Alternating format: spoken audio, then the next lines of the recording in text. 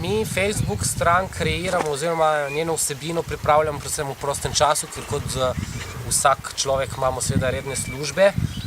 Torej, ne vem, prosti čas, večerne ure so namenjene temu, da pregledamo maile, dnevno je tudi, ne vem, čez 40 mailov različnih, ne, ali so to kakšne zgodbe, težave, pripravljamo zdaj tudi bolj ažurno kinološke nasvete oziroma veterinarske nasvete.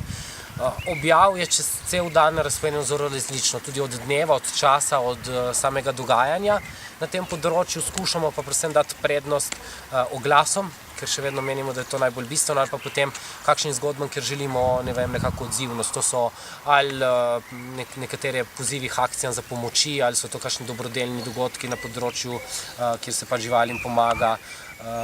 Bom pa rekel tako, pripravljeni so osnutki, in potem samo potrdimo, seveda to je, ne vem, minuto, dve dela, da potem aktivno nekako gremo s časom, zato ker verjamem, da tudi to število naraščalo, kot sem rekel, zaradi neke ažurnosti oziroma, ki je ta stran živela, ni zaostala in seveda se tudi ljudem nekako bolj aktivno prikazujejo naše te objave, ne.